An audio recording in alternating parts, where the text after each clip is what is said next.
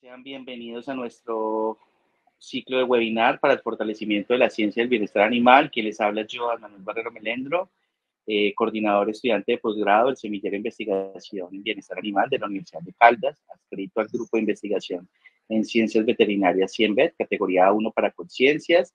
Reciban un cordial saludo de parte de todo el grupo de estudiantes de pregrado de la Universidad de Caldas, de la Facultad de Ciencias Agropecuarias de Medicina Veterinaria y Zootecnia, a este cuarto encuentro que tendremos el día de hoy con el doctor Juan Camilo González. Hola, mi nombre es Juan Camilo González, soy médico veterinario de la Universidad de La Salle con maestría en etología clínica en la Universidad Autónoma de Barcelona. Desde hace varios años ejerzo como subgerente del Instituto de Protección y Bienestar Animal de Cundinamarca. Y nos vamos a ver con el semillero de investigación de la Universidad de Caldas para tocar un tema bastante importante: la normativa y el diseño de centros de bienestar animal. Desde el 2002 venimos hablando a nivel legal de la necesidad de construir un lugar donde llevar los animales en condición de vulnerabilidad. Sin embargo, desde la academia, desde hace muy poco, tenemos en el país referentes que comienzan a hablar en cómo debemos tener estos lugares para tener los animales de la mejor manera. Te esperamos. Mi nombre es Stephanie Cherry Mesa. Mi nombre es Lucía Briz Sánchez. Nosotras somos estudiantes de Medicina Veterinaria y Zootecnia y hacemos parte del Semillero de Bienestar Animal de la Universidad de Caldas. El doctor Juan Camilo González Niño es un médico veterinario egresado de la Universidad de La Salle, máster en etología clínica de la Universidad Autónoma de Barcelona. Es también subgerente del bienestar animal del Instituto de Protección y Bienestar Animal de Cundinamarca. Bueno, es hora de dar inicio a la sesión. Vamos a darle paso al doctor Juan Camilo. De un tema que es bastante complejo, llevamos hablando ya casi un poco más de 20 años sobre la necesidad de la generación de albergues desde lo público, muchos albergues desde lo privado. Sin embargo, la gran mayoría de ellos con las falencias gigantes en cuanto a instalaciones, en cuanto a manejos, en cuanto a protocolos, que hace que se vea afectado el bienestar de los animales que están siendo albergados, y de allí la necesidad de que la medicina de albergues como rama de especialización de la medicina veterinaria traiga información al territorio para ir mejorando la situación o el contexto en el cual estamos viviendo. Vamos a hablar hoy sobre lo que hay en normativa y las bases de lo que es el diseño de un centro de bienestar animal. Recordemos que hace unos años hablábamos del coso municipal. La palabra en sí suena como a depósito de objetos, a un lugar donde vamos a guardar algo. Sin embargo, poco a poco, y sobre todo con la ley 2054, hemos podido cambiar ese concepto de coso municipal. Hoy hablamos de albergues municipales de fauna y ojalá podamos tener realmente un centro de bienestar animal. ¿Y qué nos dice la normativa? Como les decía, ese Código Nacional de Tránsito que aparece en 2002 comienza a hablar sobre la necesidad de generar un espacio donde podamos llevar los animales que están en condición de calle. En un inicio pensando en disminuir los accidentes de tránsito donde se ven involucrados animales, y se ve como solución el recoger los animales, retirarlos de vía pública, y de ahí nace entonces dentro del Código Nacional de Tránsito el concepto de coso o depósito de animales a nivel de municipios y distritos del país. Y se menciona vagamente entonces que este lugar debe ser adecuado para que los animales se mantengan en las mejores condiciones, pero no nombra mucho más sobre el qué debería tener ese lugar de albergue de animales. Y poco a poco la normativa a nivel nacional ha venido cogiendo mucho más fuerza. El crecimiento en los últimos 10 años del bienestar animal dentro de la regulación ha sido increíble. Pasamos de ser casi que un país que tenía el Código de Protección Animal, que es la ley 84 del 89 y poco más, a tener varias sentencias, varias leyes que han venido soportando lo que en la academia venimos trabajando alrededor del bienestar animal. Y con la ley 1801, que es el Código Nacional de Seguridad y Convivencia Ciudadana, aparece la competencia de quién debe entonces generar estos albergues de fauna, y habla directamente sobre los distritos y sobre los municipios de todo el país, entendiendo que hay municipios de categoría primera y tenemos incluso municipios de categoría sexta, que serían la mayor cantidad de municipios del país, que aunque tienen pocos recursos, pues deben buscar la forma de albergar animales en condición de vulnerabilidad. Y habla algo bastante importante, y es que una vez que se encuentre un animal no deberíamos disponer de él inmediatamente, entregar una opción, etcétera, sino que deberíamos esperar 30 días y durante esos 30 días el animal debe ser publicado en algún medio de comunicación de la alcaldía del municipio del distrito, intentando que si el animal se ha perdido o se ha escapado de su casa, los tutores puedan encontrarlo y puedan entonces reunirse y evitar la pérdida de ese vínculo humano-animal. Después de 30 días, si esto no ocurre, debe aparecer un acto administrativo donde se declare el animal en abandono y de allí entonces se iniciará el proceso de adopción. Pero también nos habla, sobre todo modificado por la Ley 2054 del 2020, que entendiendo que no todos los municipios tienen recursos suficientes para generar un albergue de fauna, se pueden hacer algún tipo de convenios o contratos interadministrativos para poder encontrar ese espacio donde albergar los animales en condición de vulnerabilidad. Este tipo de convenios o de contratos pues deben hacerse generalmente bajo el decreto 92 del 2017, que es el que regula la forma en que se contratan entidades privadas y con las entidades públicas para el funcionamiento. Pero aparte de eso nombra algo que a mí me llama bastante la atención, y es que dice, ok, vamos a mirar que dentro del plan de ordenamiento territorial se debe hablar y se debe comunicar, los consejos de cada municipio, de cada distrito, deben acordar con sus alcaldías para destinar un espacio para la construcción de los centros de bienestar animal o albergues municipales de fauna, y que las dimensiones de estos lugares van a estar definidas mediante un sondeo. Mediante un sondeo, pues a nivel jurídico y normativo es bastante bien, pero cuando se va a aplicar a territorio es bastante vago, porque si bien la mayoría de los censos están basados en la vacunación, en el caso de animales de compañía, en la vacunación de rabia, tanto en perros como en gatos, así como lo pasa en bovinos, con los ciclos de vacunación que existen, y eso nos da una estimativa de animales que hay, pues realmente en cuanto a animales de compañía, no es fácil determinar cuántos animales no domiciliados, es decir, cuántos animales en condición de calle están viviendo en cada uno de los municipios de nuestro país. De allí, buscando aplicar o encontrar una metodología para generar estimativas poblacionales, se ha venido trabajando en los últimos años en una investigación que dio como resultados los resultados que se presentaron el año pasado en conjunto entre el Instituto Estatal de Protección y Bienestar Animal de Bogotá y el Instituto de Protección y Bienestar Animal de Cundinamarca, evaluando algunas metodologías que se han tenido en cuenta en diferentes países del mundo para saber cuántos animales podrían estar en condición de calle. Comparado con algunos estudios que se han hecho en la India y en otros países del mundo, pues encontramos algunos resultados bastante similares. Les invito a que puedan leer esta monografía. Sin embargo, pues es difícil en este momento generar entonces ese sondeo que nos dice la ley 1801 sobre cómo determinar cuál es el espacio requerido dentro de ese centro de bienestar animal. Y aparte de eso, nos habla también de cómo debemos albergar razas de manejo especial.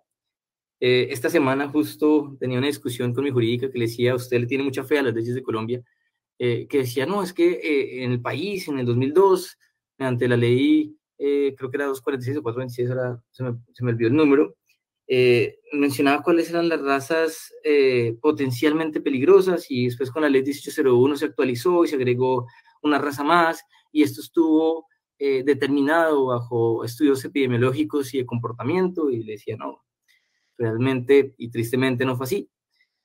No tenemos ninguna evidencia de que estas razas que están determinadas en ley hoy como razas de manejo especial sean realmente más peligrosas o con una predisposición mayor a ser agresivas por encima de otras.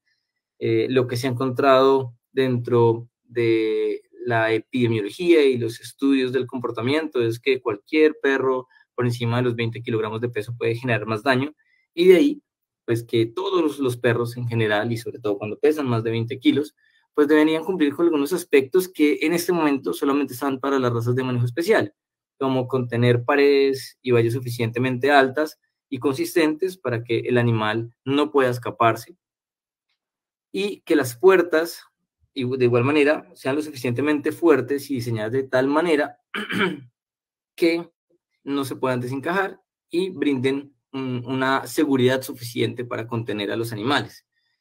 Esto pues estaría aplicado directamente también a nuestros centros de bienestar animal o albergues de fauna, y nos habla de algo que en cada charla, y esta mañana que hablábamos un poco con el Ministerio de Ambiente y los municipios que están ahorita enfrentando la crisis por el volcán y que están en riesgo en este momento, y que yo creo que llegó el momento de aprender a trabajar en equipo, las diferentes entidades públicas y privadas, la academia, los proteccionistas, todos, porque realmente cuando peleamos entre nosotros lo único que estamos haciendo es afectando el bienestar de los animales. Y de ahí que esa ley 2054, que nace de este espíritu, nos nombre que debemos apoyar a los refugios, a las fundaciones legalmente constituidas, que están recibiendo, rescatando, albergando, esterilizando y entregando animales en adopción. Y con estas entidades que están legalmente constituidas es que el municipio podría llegar a generar algún tipo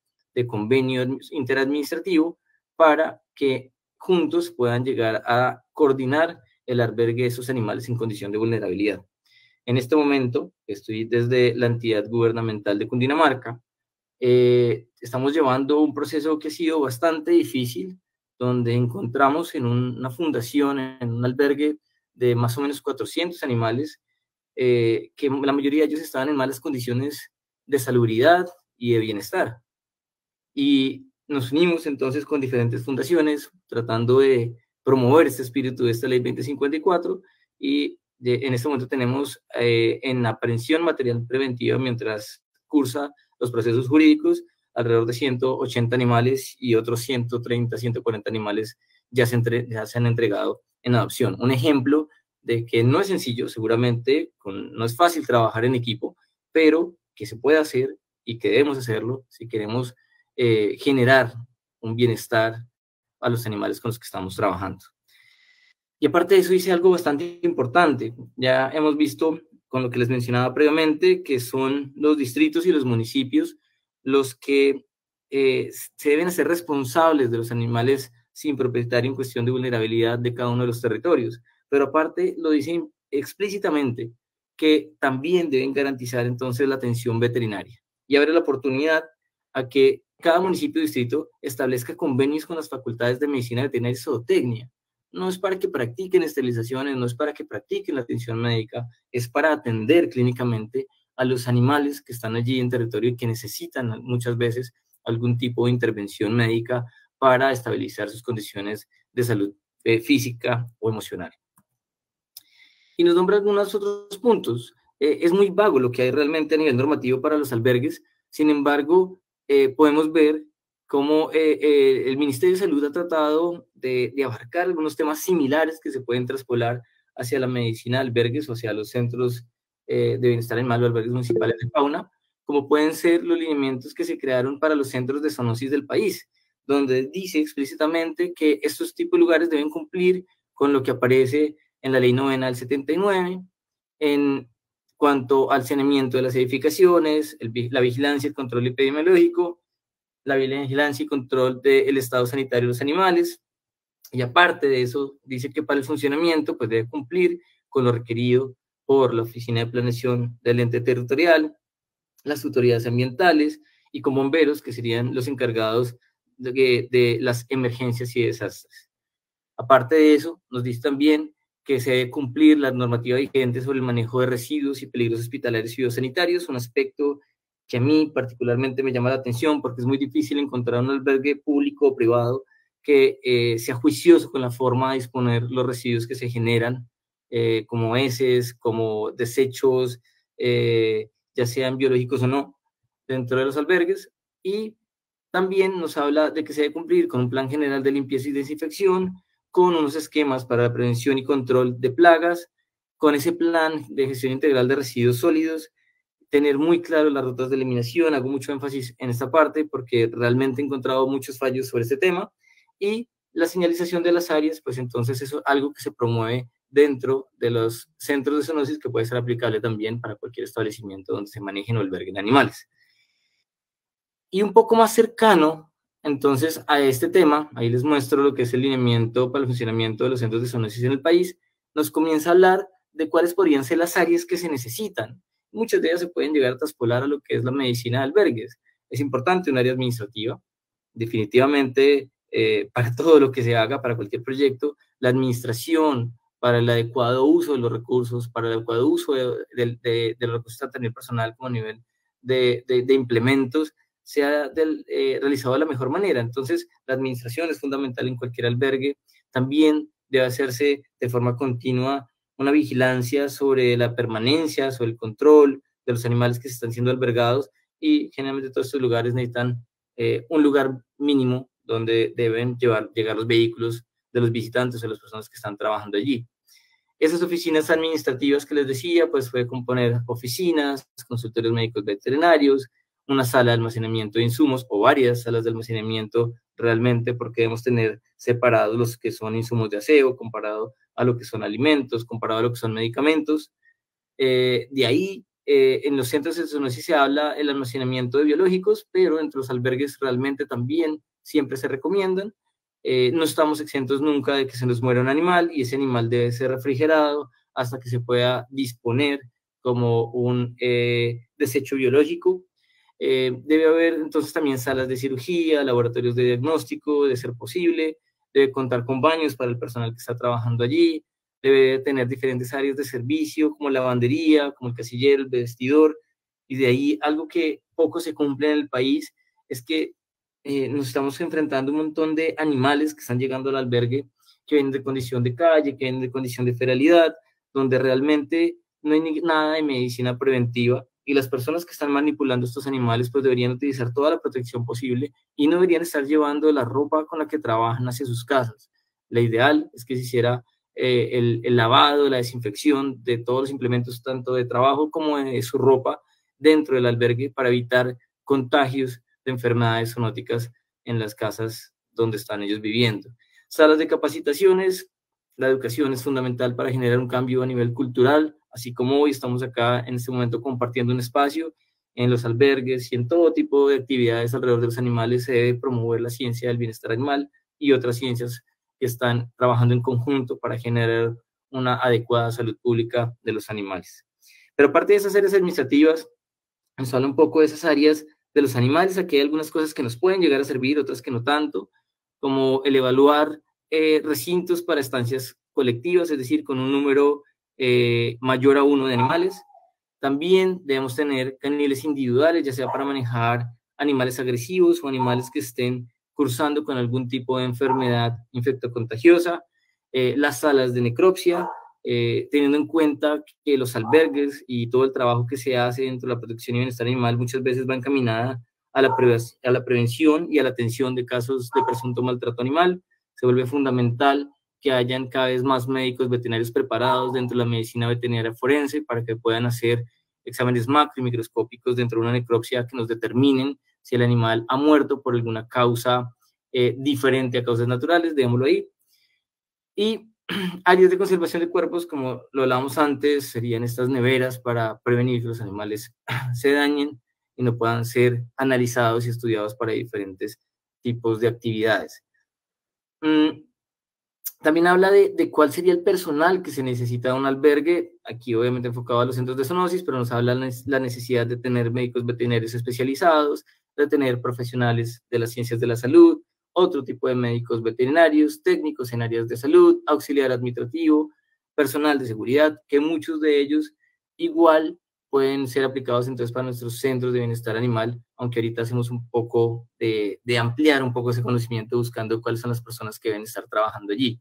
Y como les decía, el albergue hace parte de un eslabón dentro de una gran cadena que está trabajando por la protección y el bienestar de los animales, y aunque muchas veces centramos la atención en los albergues, muchas veces tenemos alcaldes, tomadores de decisiones desde los entes políticos que piensan que el albergue va a solucionar el tener animales en la calle, y entonces llevamos todos los animales para el albergue y ya está, y realmente es un eslabón más dentro de muchos factores que se tienen que trabajar. De hecho, la Organización Mundial de Sanidad Animal en el Código Terrestre, en el capítulo 7.7, hace una propuesta bastante interesante de los diferentes lineamientos o de las diferentes acciones que se tienen que realizar en campo para trabajar la gran problemática que nos lleva a hablar de estos temas, que es la sobrepoblación de animales en condición de calle. Y de ahí que no solamente se necesite un albergue como tal, sino aparte de eso nos habla de algunos otros equipos que se deberían tener, como por ejemplo, ya hablamos un poco de las neveras y congeladores, pero los equipos de laboratorio se vuelven fundamentales. El albergue tiene ¿cómo lo hicimos? No solamente una misión, sino también una responsabilidad gigante dentro de la salud pública, y debe ser muy cuidadoso de evaluar, y eso lo hablamos de cualquier albergue, tanto público como privado, de evaluar si los animales que se están albergando presentan algún tipo de zoonosis, brucela, leptospira, etcétera, y de allí esos laboratorios se vuelven muy importantes para que al entregar un animal en adopción pues no vaya a contagiar una familia que está posiblemente trabajando por adoptar ese animal.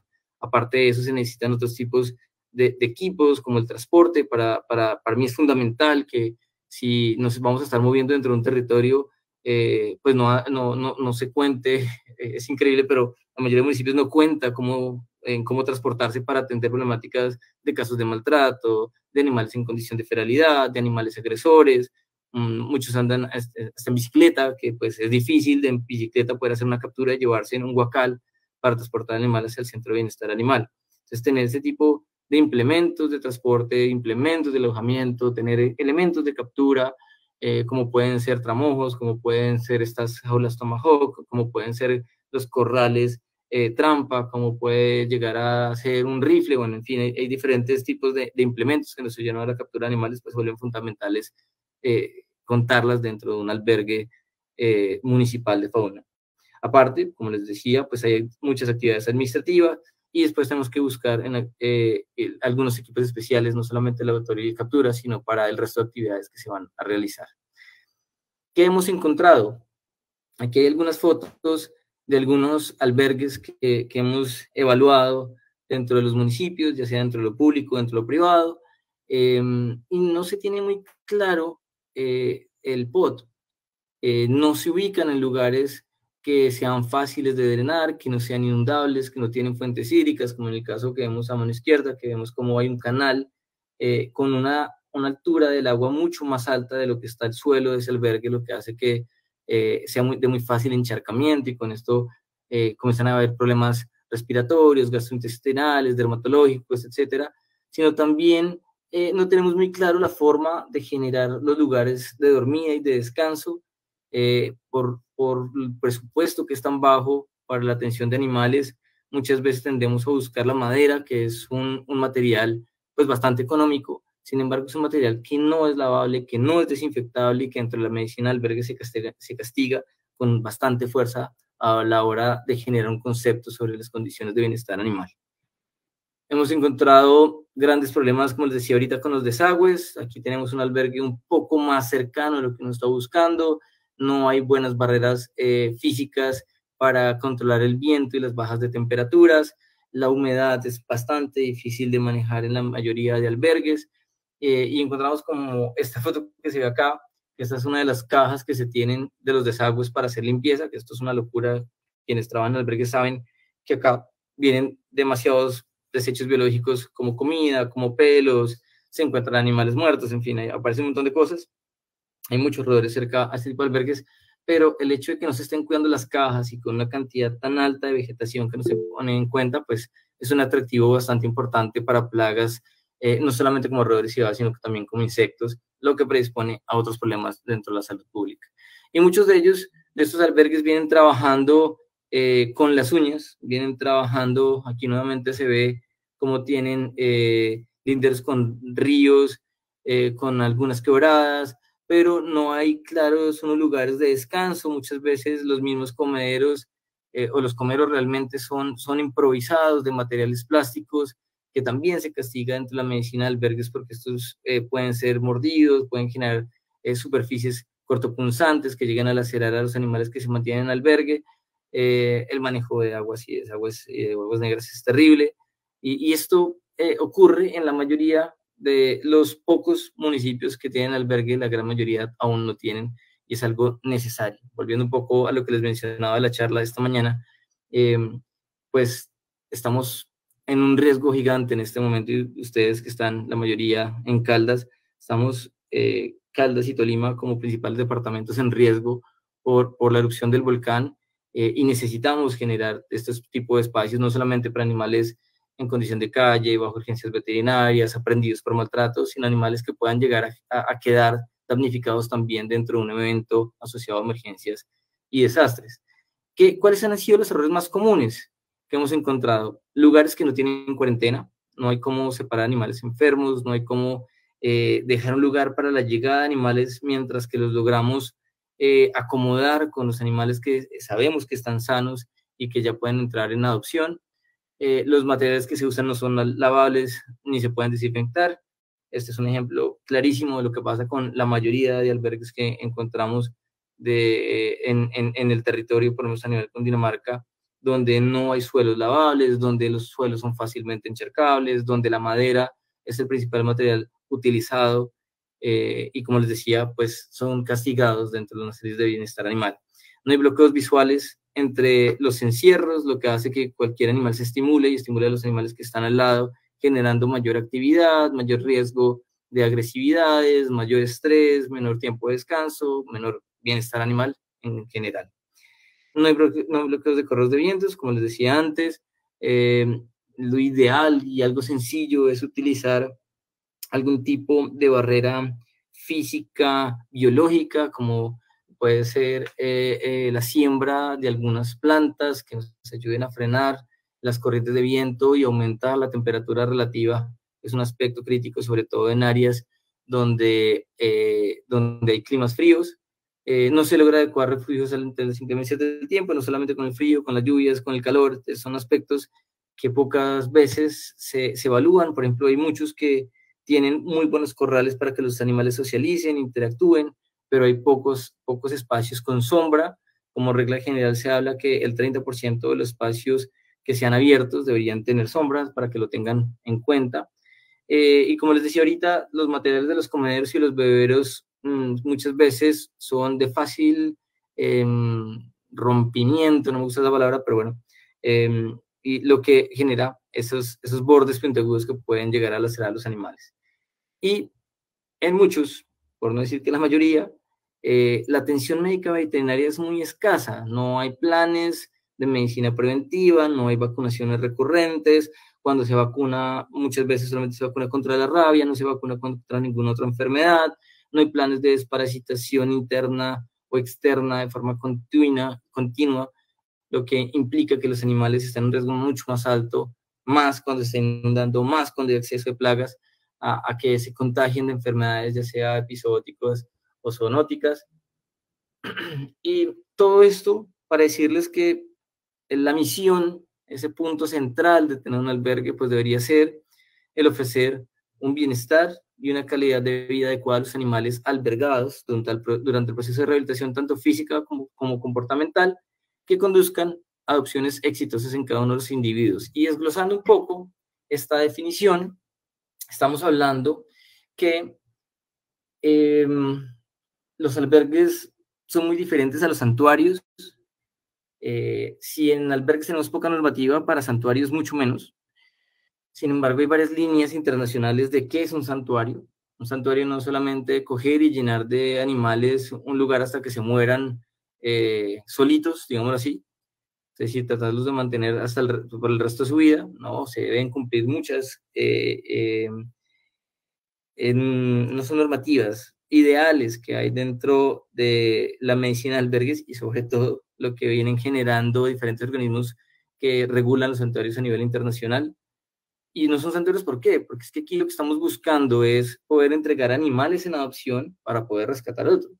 De nada nos sirve llenarnos de animales, si decir tengo 50 animales rescatados, porque precisamente esto no resuelve la problemática. Aquí necesitamos circulación de animales, aquí necesitamos buscar hogares donde los animales puedan vivir el resto de su vida, para que se abran espacios para un nuevo animal. Siempre como frase de cajón, lo digo yo y seguramente gran parte del equipo que trabaja alrededor mío, que las adopciones no salvan solamente una vida, sino salvan dos, porque salva al animal que se va a la nueva casa y el nuevo animal que puede llegar a ser rescatado e ingresado al albergue ya que este espacio queda abierto después de una adopción. Entonces, lo ideal es promover esto, que haya una rotación grande. Debemos evitar la acumulación de animales. Ya sabemos que la acumulación es una enfermedad que está dentro de los manuales de la psicología y de la psiquiatría, y ahí entramos a un punto difícil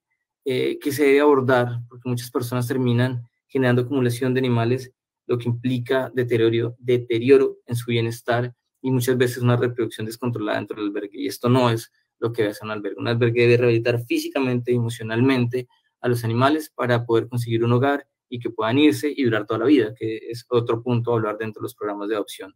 Hacer esos seguimientos para asegurarse que los animales están bien. Y les decía que hay una rehabilitación física y una rehabilitación comportamental.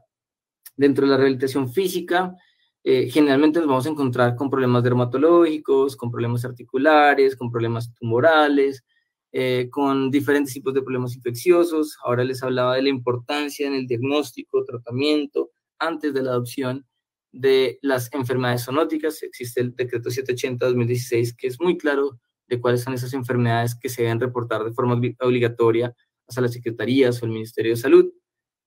Y aparte de eso, pues debemos hacer una evaluación sobre las enfermedades propias de cada especie. Aquí, por ejemplo, les dejé la inmunodeficiencia felina, el PIB dentro de los gatos, el distemper dentro de los perros, como algunas de esas principales enfermedades a evaluar dentro de los albergues. Y a nivel comportamental, nos encontramos con mucho miedo. Hay muchos animales que nunca habían vivido con otras personas o con otros perros, que vienen en estados de feralidad o semiferalidad o incluso en condición de calle.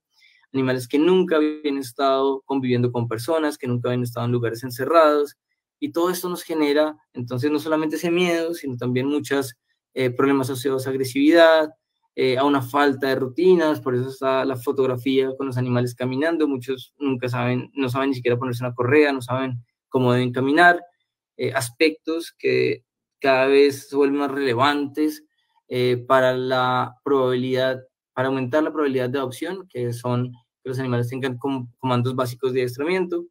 Y aparte de eso, y muy ligado, pues entonces muchos de estos animales no saben qué es sentarse, qué hacer un quieto, qué es un caminar junto, un atender un llamado, que son aspectos que pues, se pueden trabajar en el albergue para aumentar la probabilidad de adopción. Este ejemplo de acá me gusta bastante. Es algo difícil de lograr. Muchas veces en el mundo los protocolos dentro de los albergues hacen que el tiempo sea un factor decisivo de permanencia dentro de un animal. Grandes organismos internacionales como la RSPCA de Australia, por ejemplo, establece que si el animal después de 20-21 días no se puede dar una adopción, debe pasar a eutanasia. Realmente no pienso igual que ellos, pero pues sí se debe evaluar muy bien la adoptabilidad de un animal y por eso se debe valorar comportamentalmente para uno definir si el animal se puede llegar a entregar una adopción o no. Recordemos que no solamente son las enfermedades zoonóticas lo que ponen en riesgo la salud pública, sino también un comportamiento puede llegar a generar ese tipo de problemas.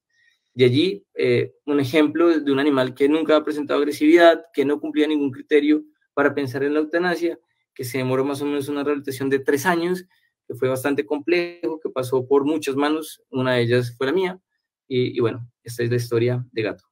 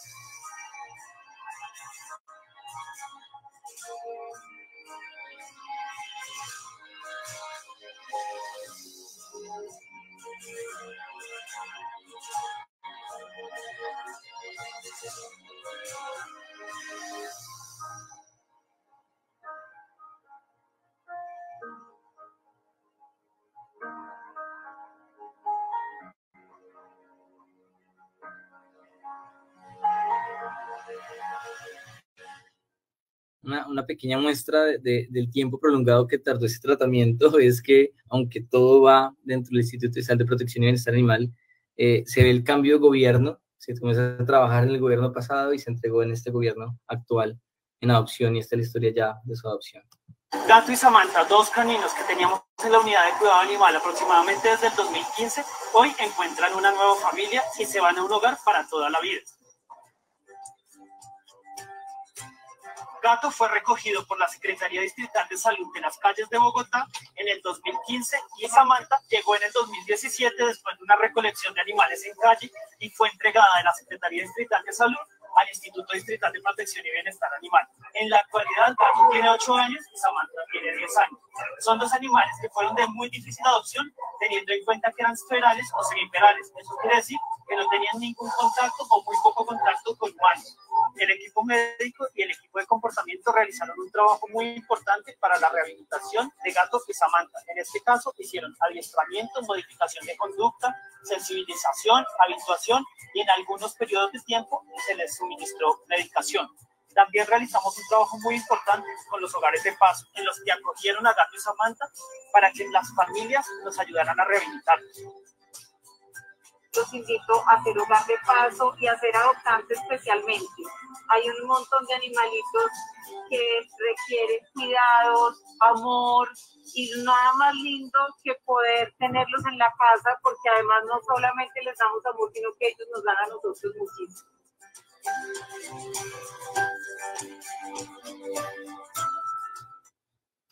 Son trabajos bastante largos. Realmente el comportamiento es un tema bastante difícil de encontrar una resolución final. Aquí seguramente se encontró un punto estable donde su comportamiento pues era suficiente para que el animal fuera entregado en adopción. Hay muchas cosas que no se cuentan de esta historia. Pasó por varios hogares de paso, una niña especialista en bienestar animal y etología que tuvo a Samantha y a Gato, tuvo a los dos, y eso fue un apoyo mutuo y ayudó bastante en la recuperación.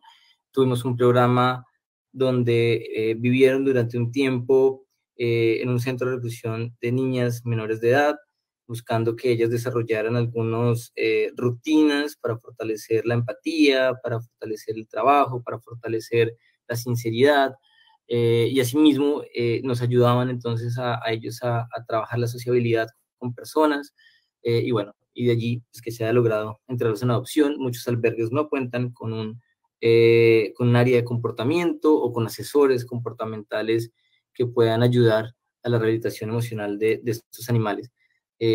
Personalmente admiro muchísimo a Sheila Serguson de Arpino.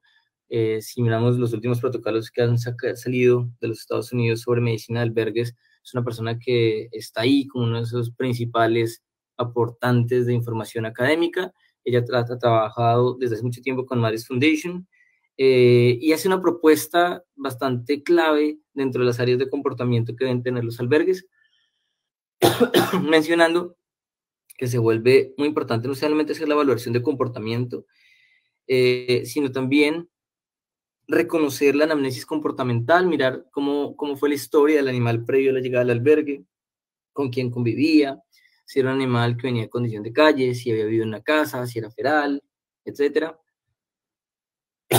El albergue debe generar unos planes de comportamiento claros para el refugio. Ojalá pueda contar con etólogos, ojalá pueda contar con administradores o con educadores que ayuden a la rehabilitación comportamental de los animales.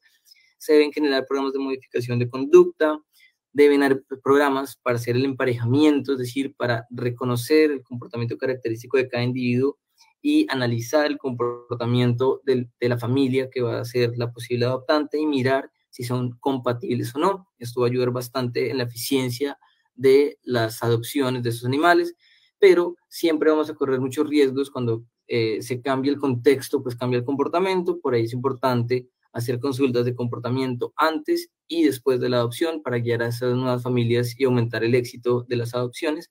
Y como no, esto va muy asociado a esos seguimientos de adopciones que la medicina del albergue los describe de diferentes maneras. A mí me gusta simplemente de forma general trabajar con el tercer día, preguntar cómo está, a la semana, 3 semanas, 3 meses y después al año hacer seguimiento de esos animales para saber cómo están. Cualquier duda, pues ahí estarían todas las asesorías de comportamiento, sería lo ideal para los albergues, algo que hoy pareciera utópico. De hecho, todos hoy pensamos en que queremos un paraíso, ¿cierto? Como albergue municipal o como centro de bienestar animal, y siempre nos imaginamos aspectos como este que está a la derecha, donde los caniles son en la mayoría individuales o de parejas, con áreas externas, y allá dentro de esa puertica con áreas internas, con lugares para socializar, y bueno, esto ya, la piscina en forma de hueso tiene pues diferentes connotaciones. A mí personalmente no me gustan casi los lugares con piscina o con humedad para evitar problemas respiratorios y dermatológicos, etcétera. Sin embargo, nos imaginamos algo así.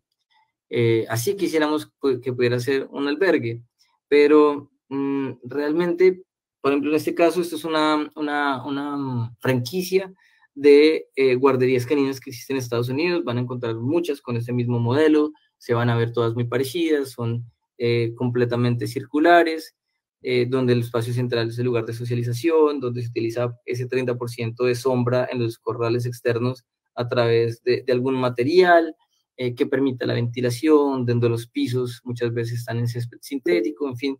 Esto funciona más dentro de lo comercial que dentro de lo aplicable a los albergues. ¿Por qué? Porque aparte no hay mucho dinero ni en lo público ni en lo privado para generar lugares adecuados que se ofrezcan bienestar animal.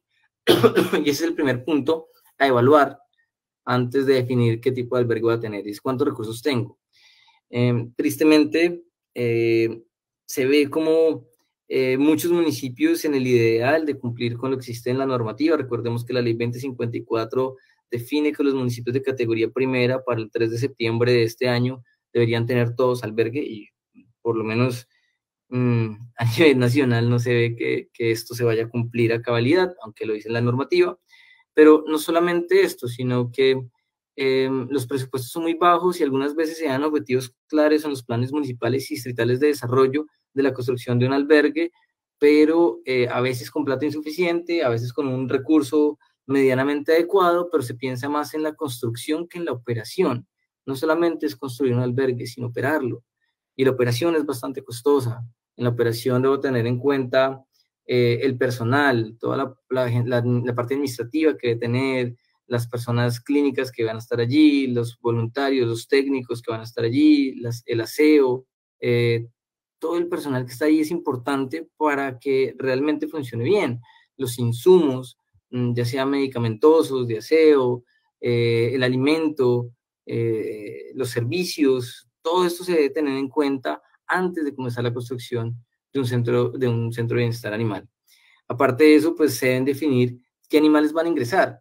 Si es abierto para que ingrese cualquier animal, puede ser el albergue más grande del planeta, al otro día se llena completamente, y se debe definir muy bien a quién se debe priorizar: animales con urgencias veterinarias, animales que vienen de aprehensiones de maltrato, con un problema gigante que tenemos en el país sobre el maltrato, y es que no se puede disponer de un animal que haya sido maltratado hasta que no haya un fallo por parte de un inspector de policía. Muchos inspectores ni siquiera saben que tienen competencias con el maltrato animal, lo que hace que estos procesos jurídicos tomen mucho tiempo, 1 año, 2 años, 3 años o más, y pues mantener un animal en aprehensión material preventiva por este tiempo pues realmente pone en riesgo sus condiciones de bienestar animal.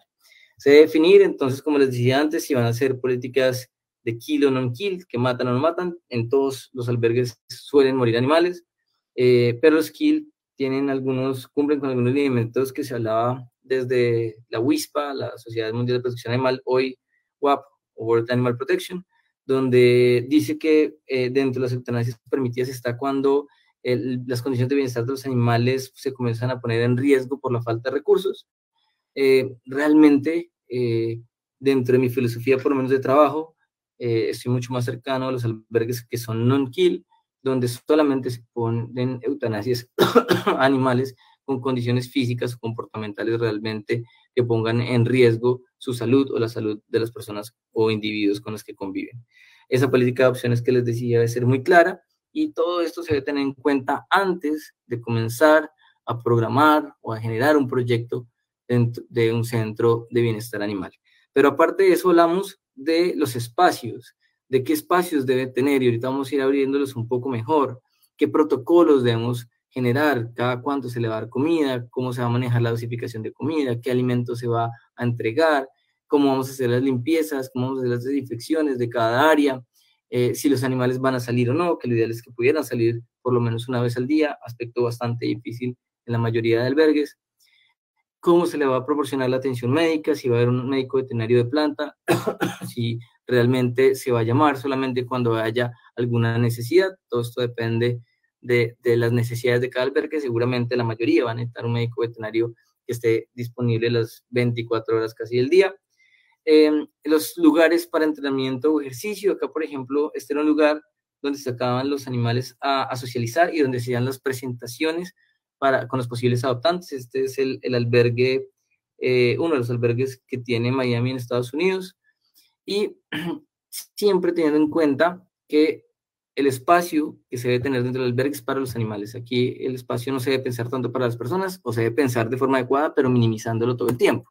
De hecho, como regla general, nos dice que un albergue debe estar distribuido en un 35% para personas y un 65% para los animales. Del área de las personas vamos a tener la recepción, la parte administrativa, lugares para hacer reuniones, para hacer charlas, para hacer capacitaciones, y otros lugares más para aspectos relacionados al apoyo, como puede ser lugares para los voluntarios, o como puede ser lugares que pueden llegar a ayudar a la manutención de los albergues, como pueden ser tiendas donde se ofrezcan juguetes, donde se puede ofrecer alimentos para las personas que vienen a algún tipo de consulta veterinaria del albergue. Área para los animales. Se habla de que deben ser entonces alrededor de un 65%, donde las cuarentenas se vuelven fundamentales, donde las áreas médicas son una necesidad de todos los días. Muchos de los animales que son rescatados vienen con problemas médicos, donde se deben tener áreas para hacer valoración de comportamiento y trabajos, de modificación de conducta, donde vamos a mirar dónde están los ingresos y cuáles son los animales que van a quedar ya listos para las adopciones, y donde debo valorar el tener espacios para manejar animales especiales, ya sea por condiciones físicas, es decir, con enfermedades infectocontagiosas que debo separarle al resto de los animales, o áreas de hospitalización, o áreas comportamentales donde voy a tener animales que están en observación, que están en tratamiento comportamental, para evaluar si el animal puede ser adoptable o no. De forma general, sí, un poco más específico, vemos que para los visitantes debemos buscar que no ingresen realmente a las áreas donde están los animales. Esto más por seguridad de la salud de los animales y para evitar sobreestimularlos y que esta misma sobreestimulación genere peleas. Sin embargo, pues debemos generar algún tipo de ruta para que las personas puedan observar a los animales que están listos para adopción, siempre teniendo en cuenta que las personas deben caminar en el menor ruido posible, y generando el menor tipo de contacto directo con los animales. Aparte de eso, pues como les decía, no deberían ingresar a las áreas médicas, en las áreas de cuarentena, solamente a observar a los animales que están listos para adopción.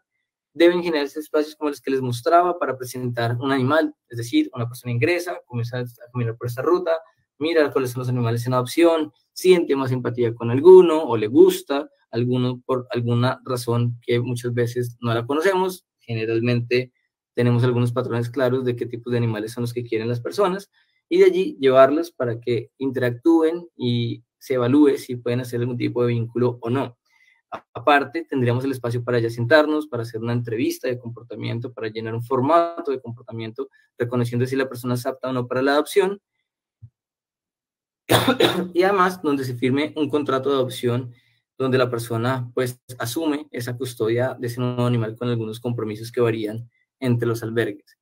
Dentro de las zonas de aseo, muy importante, como les decía, entonces esas zonas de vestir para que los animales no lleven a su casa la ropa que están utilizando, que entra en contacto con animales que posiblemente pueden estar en contacto con enfermedades zoonóticas, donde las personas incluso puedan tomarse una ducha, es decir, bañarse ellos, o puedan entrar al baño directamente, que es algo pues necesario siempre dentro de las horas laborales, donde se pueda almacenar insumos utilizados para el aseo, donde deben haber zonas para lavado de los implementos que se utilizan como cobijas, como herramientas, entre otras, donde se debe mirar dónde se van a almacenar los residuos sólidos que se están dejando. Un ejemplo, yo creo que para gran parte de Latinoamérica es lo que se hace en La Perla, con la forma como se manejan las heces y otros residuos, donde se hace un compostaje, y ese compostaje después es utilizado por la Secretaría de Medio Ambiente y el Jardín Botánico para abonar diferentes lugares de la ciudad. Para mí un tema bastante difícil de manejar y de controlar ha sido los desagües. Entonces debemos tanto diseñar los desagües de manera adecuada, por ejemplo, para que las zonas que tienen mayor probabilidad de infecciones, como una cuarentena, como un hospital, después no se comuniquen con las áreas donde están los animales que están en adopción y que ya están completamente sanos, para evitar algún tipo de contagio. Y asimismo que sean fáciles de limpiar, que evite que haya taponamientos en las tuberías, que como les decía antes, esas cajas donde se hacen las higienes realmente terminan sacando no solamente comida, no solamente pelos, no solamente eso, sino también un montón de particularidades como animales muertos, como roedores muertos, en fin, que hace bastante desagradable y difícil el trabajo. Aparte de eso, pues se debe contar con un espacio para hacer baños a los animales, ya sean medicados o simplemente para acondicionarlos, para aumentar su probabilidad de adopción, que son las zonas de grooming. Y entre las áreas médicas, aunque uno quisiera que se trabaje como viene creciendo el bienestar animal, es decir, por especie de forma independiente, es decir, caninos trabajados a un lado, felinos trabajados a otro lado, y dependiendo de las especies que se tengan todas manejándolas en lugares completamente distintos. Como base, pues sabemos que necesitamos la cuarentena, que ya les he repetido en varias ocasiones, lugares de hospitalización, ojalá separando todo lo que es infecto contagioso, como enfermedades dermatológicas, respiratorias o gastrointestinales, donde debo tener lugares para hacer tratamientos, teniendo en cuenta que los lugares de tratamientos deberían estar separados de la zona de hospitalización. Cada vez hay más evidencia de cómo un animal que está hospitalizado, si observa un animal que está bajo tratamiento, que se le hace una venopunción, que se está haciendo algún tipo de fijación para hacer algún tipo de prueba diagnóstica, el ver al animal incómodo, el ver al animal vocalizando o liberando feromonas, por ejemplo, asociadas al alarma, va a afectar el estado emocional y el bienestar de los animales que están alrededor y pues en este caso hospitalizados. Lugares de quirófano y de recuperación, yo creo que es fundamental dentro de la medicina de albergues el poder estar haciendo esterilizaciones de forma continua. Sin embargo, algunos grupos critican un poco los puntos fijos, ya que la idea es que los animales que vienen del exterior no entren en contacto en zonas clínicas con los animales que están dentro del albergue para evitar contagios. Sin embargo, pues se ven utilizando en diferentes puntos y partes del país y en Latinoamérica, promoviendo las esterilizaciones como método humanitario de control de poblaciones. Los cuartos fríos que les decía, siempre van a haber algunos animales muertos y se deben almacenar de forma adecuada hasta que el operador pueda venir a recoger los cadáveres. Ideales las unidades materno-fetales, espacios donde solamente van a haber hembras gestantes, recién paridas o lactantes con sus crías, que tienen unas condiciones de temperatura diferentes del resto de áreas, y áreas para pruebas diagnósticas, ya sean de laboratorio o imagenología.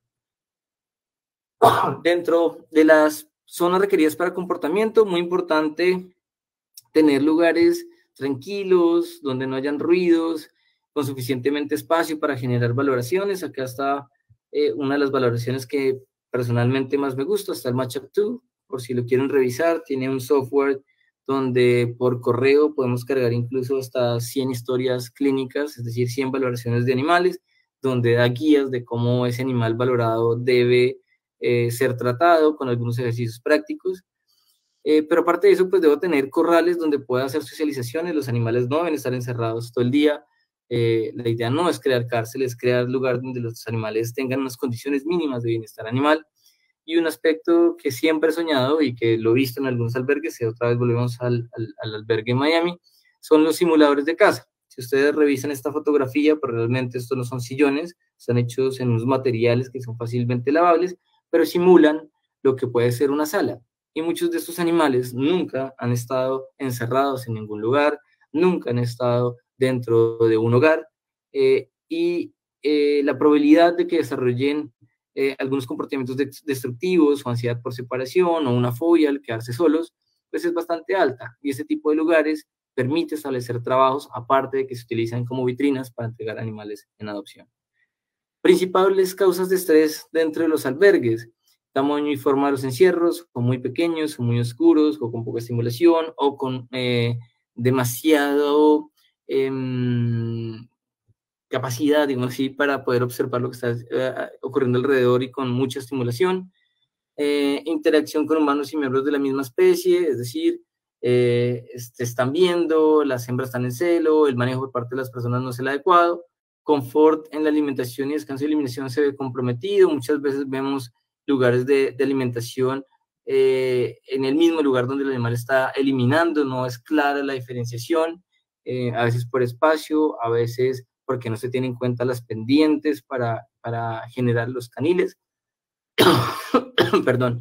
Y aparte de eso, pues vamos a ver que los albergues realmente son lugares bastante estresantes para otros animales, por el exceso de ladridos, por el exceso de los olores que puedan venir como parte de la higiene, de las feromonas de alarma, de los animales que hay allí, las diferentes especies que hay allí, el cambio de personas que están trabajando, muchas veces ponen música, es decir, hay muchos factores que hacen que realmente generar bienestar dentro de un albergue sea un reto difícil de lograr, por lo menos en mediano plazo o en corto plazo. En cuanto a la cantidad de espacio que debe tener un animal, es importante tener en cuenta que es más importante la calidad del espacio que la cantidad. Muchas veces pecamos por falta de espacio, hay algunos mínimos que ya los vamos a ver, pero lugares que no tengan nada de estimulación también se vuelven muy aburridos por más grande que sean. Entonces el enriquecimiento ambiental se vuelve algo bastante importante para promover ese espacio y espacios adecuados para mantener animales.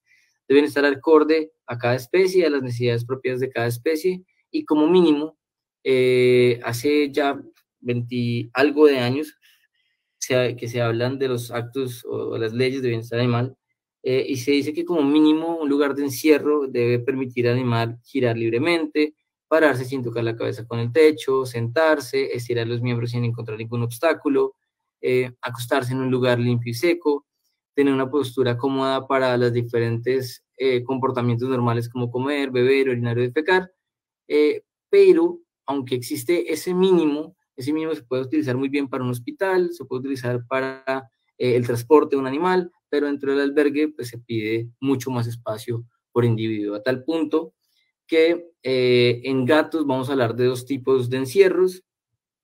Como yo coloquialmente lo llamo cama franca, es decir, una habitación, un espacio bastante grande, donde voy a poner diferentes tipos de recursos, como rascaderos, como cajas de arena, como superficies o retablos en diferentes alturas, y de allí tranquilamente puedo generar espacios para un número considerable de animales, 15, 20 animales, y después aparecen los encierros individuales, donde se promueve que los animales tengan la oportunidad de tener alturas. Aquí, por ejemplo, le ponen una sillita para que tenga un lugar más alto y un lugar más bajo, que tenga lugares para esconderse, y por eso ponen acá esta toalla, donde haya enriquecimiento ambiental, y aquí ponen los juguetes, donde no solamente haya una zona, sino pueda tener dos zonas, y aquí hay un ejemplo bastante claro para dividir la bandeja de arena en lugares de descanso y los lugares de alimentación, donde puedo utilizar este tipo de rascaderos portátiles para promover algunas conductas propias de la especie.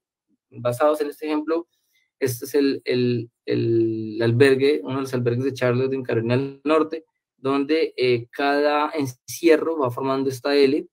Acá este sería otro, aquí lo mismo, que encontraremos esto con diferentes espacios en diferentes alturas, con rascaderos que son desechables, tratando de que siempre utilizar materiales que sean de fácil limpieza o fácil desinfección. A grosso modo, vamos a encontrar en la academia y en lo público diferentes tipos de rangos del espacio necesario. Podemos hablar como mínimo de 2.4 a 2.7 metros cuadrados, teniendo en cuenta que lo que vayamos agregando en alturas lo podemos ir sumando tranquilamente. Y algunos lugares como DEFRA, que es el Departamento de Medio Ambiente, Comida y Asuntos Rurales, que sería como el departamento, una mezcla de Departamento de Agricultura y de Medio Ambiente acá del país, esto es en Reino Unido, nos habla que la superficie del suelo debe componer un mínimo de 1.5 metros cuadrados y que se debe ofrecer altura. Aquí hay un ejemplo de lo que les mencionaba en la diapositiva anterior, de un espacio donde hay gatiles, dos gatiles, y los unen para que los animales tengan diferente espacio para moverse. En cuanto a perros, muy importante el ir promoviendo que no hayan encierros solitarios, son especies sociales, incluso en los gatos también se comienza a evitar el uso de encierros individuales, donde haya espacios internos y externos. Aquí volviendo un poco a Charlotte, aquí se ve el lugar externo, aquí se ve una puertica y allá está el lugar interno. Esto se maneja con guillotina. Cierras la guillotina y puedes entrar al lugar opuesto donde esté el animal a hacer algún tipo de rutina, ya sea de alimentación o de aseo, o lo que necesites. Esto evita muchos problemas en el manejo. Uno de los conflictos a los cuales nos hemos enfrentado de forma rutinaria es al cambio de manejadores o de personal de aseo, que hace que cuando llegue una persona nueva e ingrese a uno de los caniles, el animal lo muerda porque no lo conoce y muchas veces se está defendiendo. No necesariamente son animales agresivos, son animales de pronto con miedo, que hay que trabajar el miedo, pero que si no lo sabemos realizar, pues vamos a exacerbar estas conductas agresivas. Muy importante, como les decía, entonces, que haya dos accesos, uno interior y otro exterior, y esa guillotina para promover un manejo adecuado. Promover paseos diarios, como les decía antes, es importante que los animales salgan a caminar, esto no ocurre en todos los albergues, y las inclinaciones para buscar que la forma de recoger la orina y cuando hacemos lavados, el agua vaya a ciertos lugares, evitando entrar a las zonas de descanso, evitando pasar por lugares donde se ofrece la comida, pues se vuelven bastante importantes. Y lo ideal sería generar entonces esos corrales de socialización, educación, para que los animales puedan permanecer no bajo encierro, sino en un lugar con espacio suficiente para tener interacciones con animales de la misma especie. Existen diferentes propuestas de cuál debería ser el área dependiendo del peso de animales.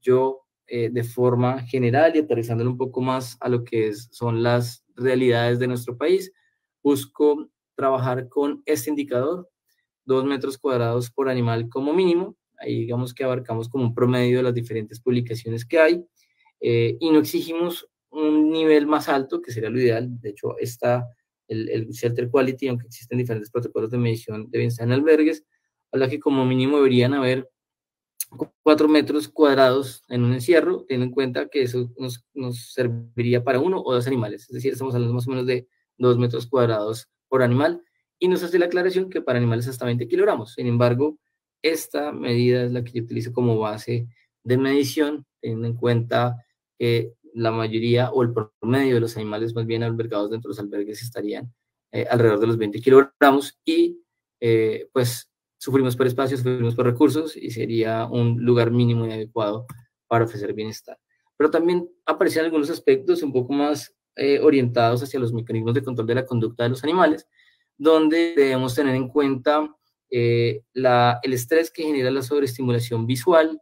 Nos habla de evitar colores amarillos, de evitar bombillos que generen una intensidad lumínica superior a 800 lúmenes, donde nos dice que también debemos evitar luces parpadeantes. De ahí que estos bombillos largos, que coloquialmente llamamos balaustres, se deberían evitar en todo tipo de encierros con animales que generan ese tipo de luces parpadeantes, que a toda hora debemos evitar que haya entrada de corrientes de aire, pero se debe hacer un balance entre el evitar que se baje la temperatura, pero que haya una circulación adecuada del aire, sobre todo de todos los componentes amoníacos que salen de la orina, que pueden estar generando un impacto a nivel respiratorio de los animales albergados. De forma general, hablamos que la temperatura para caninos y para felinos, y me quedo con este rango de temperaturas que es el que utiliza el Ministerio de Agricultura de los Estados Unidos, es el más amplio de los que conozco por lo menos, es decir, vamos a hablar que lo ideal es que la temperatura no baje de los 7 grados y no supere los 29 grados dentro de los albergues.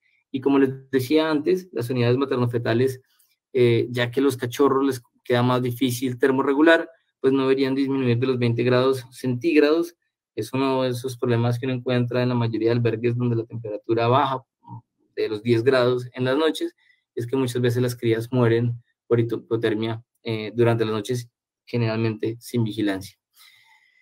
Si se necesita algún tipo de extractores de aire, ya sea para controlar temperatura, para controlar la concentración de amonios, pues se puede revisar. Bien importante dentro de las valoraciones de bienestar animal, el poder ingresar a cada uno de los lugares y mirar si el olor amoniacal es fuerte o no. La medición es un poco más compleja. Y en cuanto a los materiales, ya entrando en la recta final del día de hoy, debemos buscar materiales resistentes, por más resistentes que sean, igual siempre vamos a encontrar que los animales terminan generando daños. Debemos hacer un adecuado mantenimiento para que, igual que con los platos de comida, no se generen superficies cortopunzantes que terminen lacerando y poniendo en riesgo la salud de los animales. Podemos mirar los materiales y cada vez aparece más información sobre qué materiales usados pueden llegar a generar toxicidad en los animales. Por ejemplo, se habla que se deben utilizar materiales con cero o baja emisión de compuestos orgánicos volátiles, que deben ser resistentes a la desinfección continua, que yo puedo utilizar amonio cuaternario, que podemos utilizar cloros, entre otras, y no se vaya degradando, incluso que lo pudiera llegar a flamear sin problema, y que sean resistentes o lo más posible resistentes a mordidas, arañazos, patadas y otras actividades que hacen para dañarlos. Dentro de los pisos, esto viene directamente del libro de medicina de albergues para los médicos veterinarios y el staff. Nos habla y nos clasifica entre lo mejor y lo inaceptable en diferentes materiales. Yo, por ejemplo, utilicé mucho la pintura epóxica hasta que me la encontré acá en el libro y cada vez me siento más inseguro. Dicen que con el tiempo se comienza a cuartear y que al cuartear se generan superficies que son de difícil desinfección. Lo que nos pasa continuamente con la madera, como podemos ver acá arriba, es imposible desinfectarla, el vinilo, los tapetes solamente se pueden utilizar para las áreas administrativas e incluso no se recomiendan en ningún área para evitar el acúmulo de ácaros y otros patógenos. Y que por lo contrario, lo ideal sería utilizar concreto, terrazo, cemento pulido, lo más liso posible, que sea fácil de lavar en los diferentes albergues. En cuanto a las paredes, volvemos a lo mismo, la idea es disminuir la cantidad de superficies que no sean lisas y que no sean sólidas. Los ladrillos, que son muy comunes de encontrarlos, pues debemos evitarlos. Todo lo que sean paredes sin pulir, sin importar el material, se deben evitar. Cada vez cogen más fuerza estos aglomerados de fibra de vidrio, porque aparte de eso se vuelven portátiles y podemos cambiarlos y distribuirlos de forma diferente. Pero de regla general, las paredes, pues entonces se deben lavar, se deben desinfectar y deben ubicarse de tal manera que si los animales orinan o defecan, estas excreciones no terminen afectando los caniles que están contiguos. En cuanto a los techos, más que nada, más que la desinfección, por lo menos, aunque también se tiene en cuenta, se habla es de qué tan insonoro deja el ambiente. Por precio muchas veces recurrimos a tejas metálicas, pero estas tejas metálicas con la lluvia suenan bastante fuerte, por ejemplo, y no son muy insonoras que digamos, no repelen el sonido. Entonces se busca generar diferentes estrategias como el doble techo, como algún otro tipo de compuestos plásticos en las tejas para evitar el exceso de ruido. Y así, digamos, este es el libro que les decía, nos ayuda a entender un poco como esas necesidades básicas para instalar un albergue, para generar un albergue. Nos falta mucho, estamos lejos, cada vez hay más voluntad política desde lo público para comenzar a cumplir con esa normativa que nos exigía la creación de estos espacios. Cada vez es más evidente la necesidad de estos espacios para diferentes actividades, por ejemplo, como les decía antes, los procesos de presunto maltrato animal se basan muchas veces en que se pueda generar una aprehensión material preventiva, es decir, cuando encontramos que hay un menoscabo leve o grave en la salud del animal, si no tenemos a dónde llevarlo, es difícil comenzar un proceso jurídico en contra de la persona. Estamos hoy con el riesgo latente del volcán y de allí se manifiesta nuevamente esa necesidad de tener albergues y así en diferentes situaciones, entonces vamos a encontrar la necesidad de lugares. Un ejemplo de un grupo español de cómo debería ser un albergue para caninos y la base de lo que estamos trabajando nosotros a nivel departamental, se los muestro en este momento.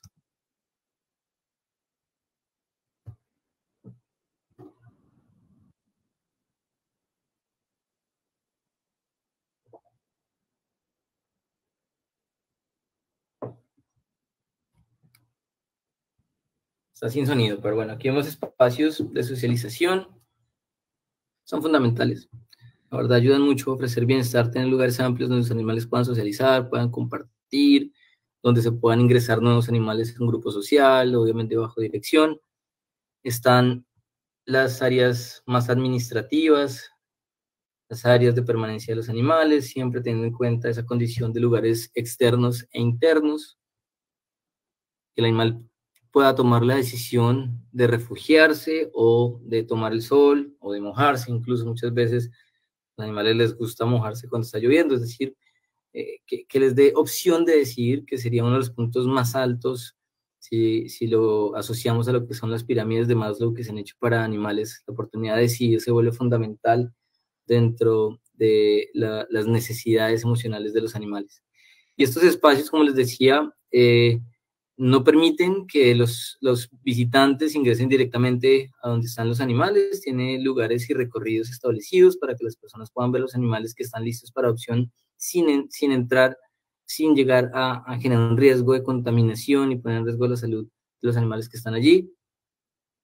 Pero que los puedan observar, las estrategias que se puedan ofrecer de poner dentro de estas puertas una descripción de quién es cada animal, de la historia, de por qué llegó allí, del comportamiento, de las necesidades de actividad física, pueden ayudar entonces a ir guiando a las personas para las posibles adopciones. Dímelo.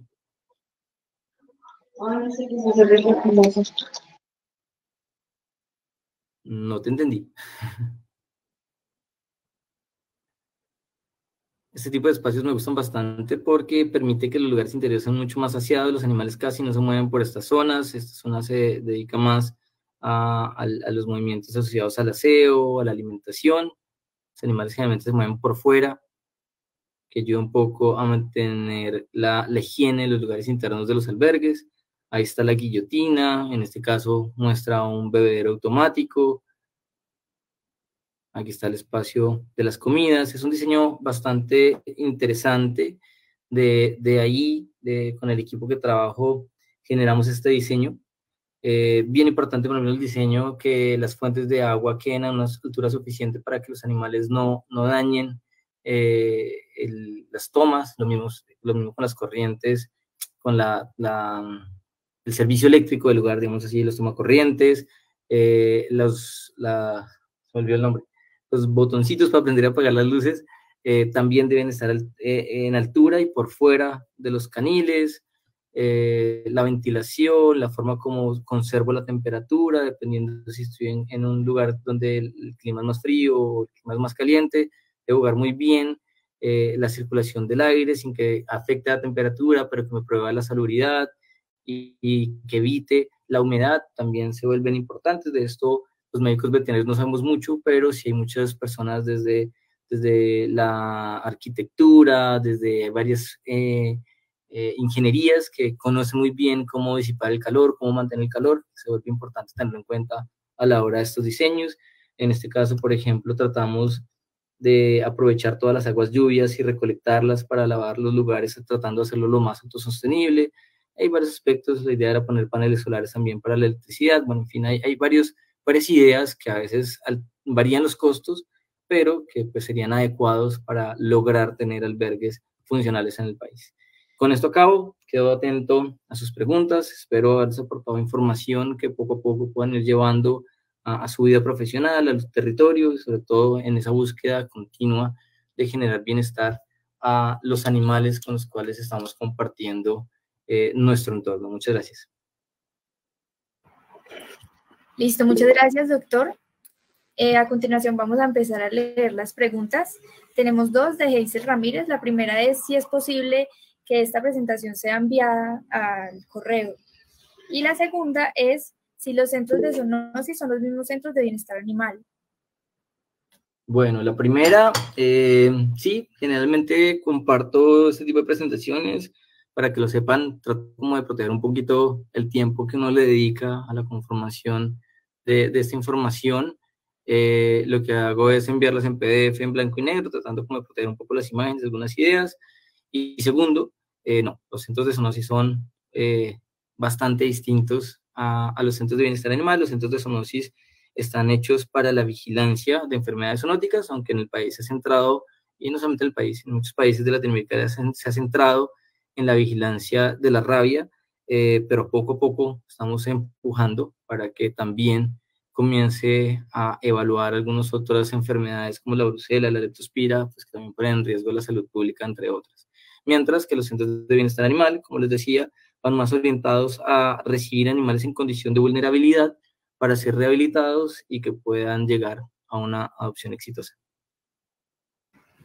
Listo, doctor, gracias. Para complementar a la pregunta de Hazel, que pregunta pues si la presentación puede enviarla al correo, pues sería importante que diligencien el formulario de asistencia para tener los correos de cada uno y pues así hacerle llegar la presentación.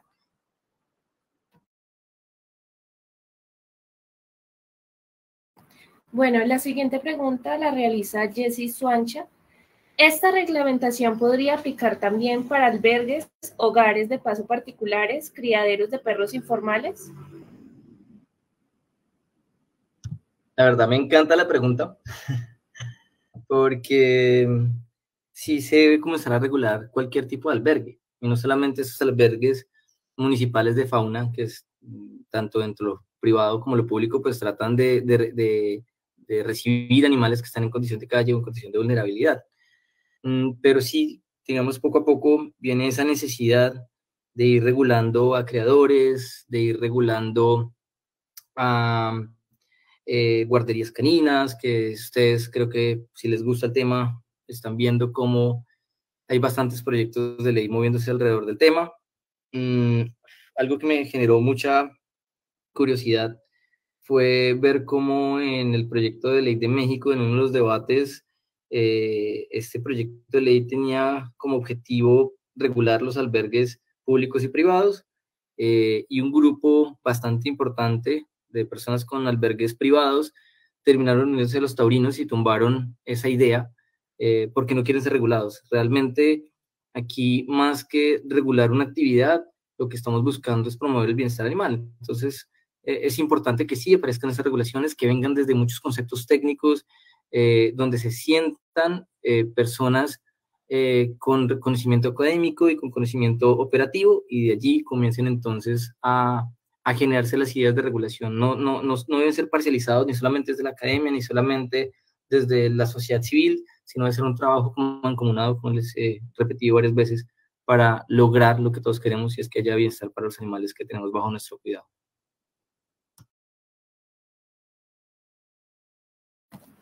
Listo, la siguiente pregunta la hizo Alexander Ramírez y él pregunta, en el caso de los caninos ferales, ¿qué se debería hacer?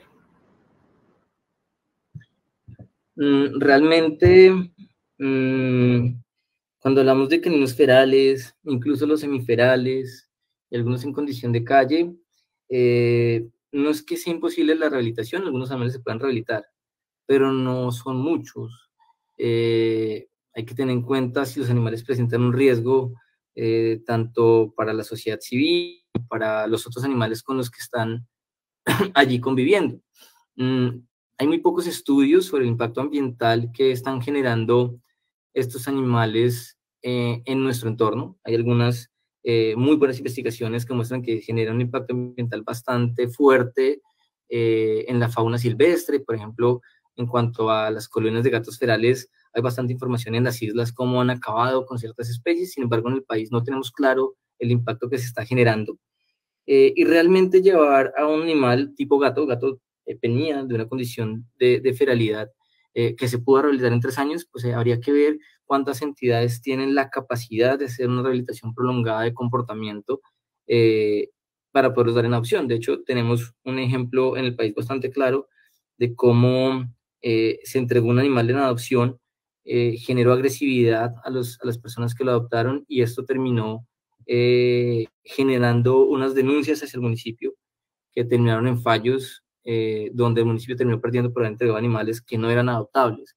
Las estrategias de TNR, que cada vez van creciendo más, de captura, esterilizada, vacuna y suelta, pues vienen cada vez creciendo más a nivel mundial, criticadas algunas veces por los biólogos, porque pues los animales permanecen viviendo y conviviendo con vida silvestre, que digamos ayudan a mitigar un poco esa sobrepoblación. Hay que tenerlas en cuenta, pero un animal feral y semiferal realmente debemos evitar llevarlo a un centro de bienestar animal o un albergue donde va a terminar pasando el resto de sus días encerrado, muchas veces poniendo en riesgo sus condiciones de bienestar. La siguiente pregunta la realiza Pet Palace y dice, ¿cuántas personas deben haber por animal? Uy, muy buena pregunta. Muy buena pregunta. Rápidamente, existe una regla general en los albergues que nos habla que el tiempo mínimo que necesita cada animal al día, que para mí es muy poquito, pero es la regla general, es 15 minutos. Entonces, cuando tienes 15 minutos, llegas a un punto donde puedes multiplicar esos 15 minutos por la cantidad de animales que hay en el albergue y ahí te sale la cantidad de horas de trabajo que se necesita para hacer una atención mínima. Cuando tienes esa atención mínima, te va a salir un número de horas, puedes dividirlo por la cantidad de horas que trabajamos en Colombia, que son 8 horas diarias, y te da un aproximado de cuántas personas se tienen. Sin embargo, eso comienza a equipararse con otro indicador, y es el de cuántas personas se necesitan o por cada cuántos animales se necesita una persona para tener establecer o brindarles algunas atenciones mínimas. Y se habla más o menos de un ideal de 1 cada 15, que es muy difícil de llegar a tener, pero se abre la posibilidad o tiene un límite mayor, que sería 1 por cada 25, 1 cada 30 animales. Entonces, de ahí podríamos ya comenzar a mirar cuál sería el mínimo de atención. Obviamente, cuando hablamos de 1 cada 15, es porque esas personas que están cuidando los animales pueden hacer otro tipo de actividades, como sacar los animales a caminar, cómo peinarlos, cómo interactuar, cómo hacer adiestramiento, que aumenta la sociabilidad, aumenta las probabilidades de adopción y aumenta las condiciones de bienestar animal.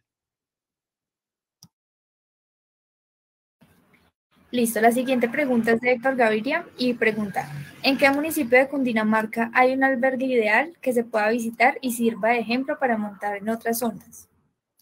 Afuera del país. En el país todavía no tenemos un centro de bienestar animal que uno diga que pueda ser ejemplo.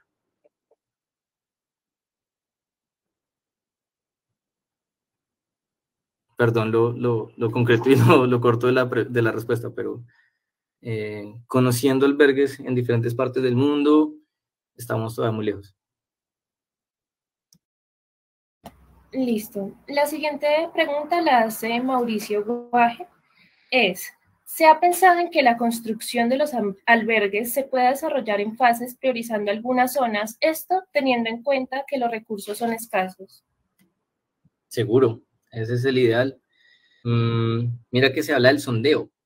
El sondeo es comenzar con un indicador de cuántos animales hay, cuántos animales en condición de vulnerabilidad hay. Por ejemplo, ahorita con lo que está pasando con el volcán, saber cuáles son esas zonas donde hay mayor riesgo que pueda haberse afectados por el volcán y de tener censos de estos lugares para decir, oiga, yo necesito albergar X cantidad de animales. Ah, bueno, si tengo 8.000 vacas, si tengo 500 perros, si tengo comenzar a priorizar y saber cómo voy a generar diferentes fases para tener una contención mínima, media y oportuna de cada situación, pues es el ideal. Y toda la razón, todo lo que dices, hacer algo por fases, algo que pueda comunicarse y pueda interactuar de la mejor manera para lo que les decía, para evitar problemas en cuanto a los desagües, para generar una circularidad de las personas que están trabajando sin promover contaminación entre ellas, es lo ideal. Pero sí, por fases está muy bien hacer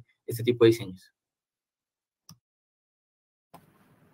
La siguiente pregunta la realizó Mauricio Guaje Forero y es, en el prototipo de albergue diseñado por el instituto, ¿qué capacidad tiene este albergue y se tiene más o menos un presupuesto del valor de la construcción?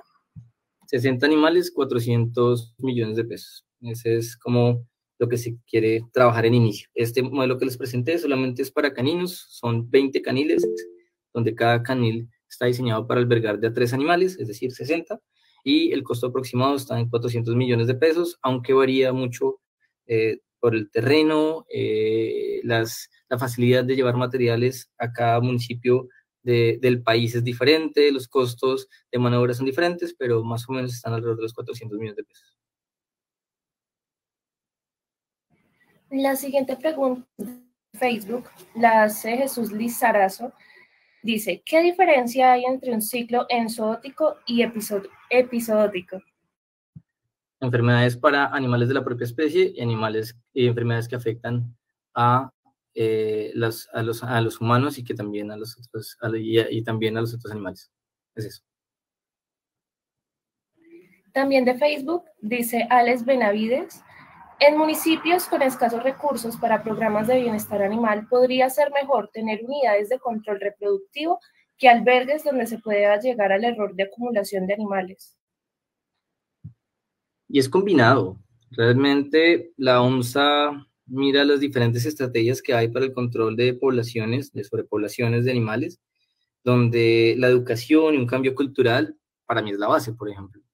De nada sirve que estés apagando incendios, tratando de esterilizar y tratando de llevar animales a un albergue si las personas tienen una falla en la tenencia responsable y siguen generando camadas indeseadas sin control. Entonces son muchas cosas para intervenir, priorizar.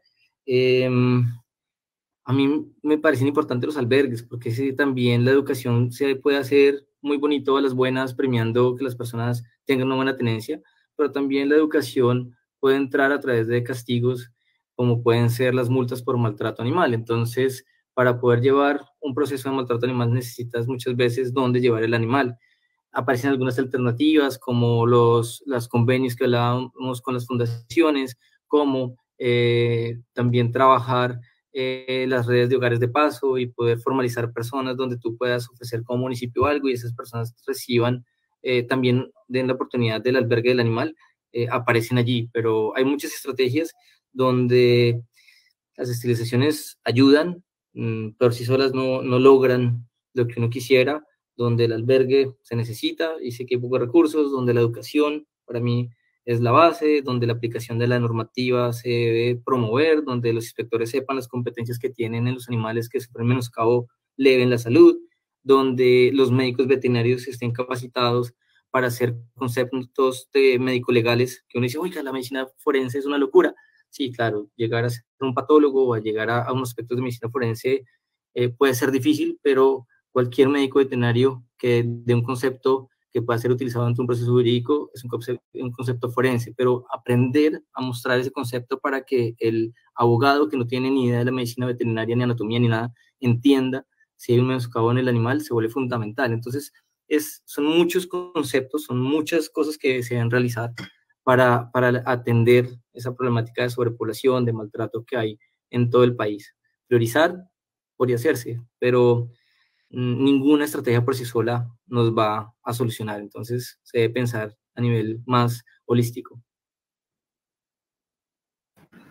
Listo.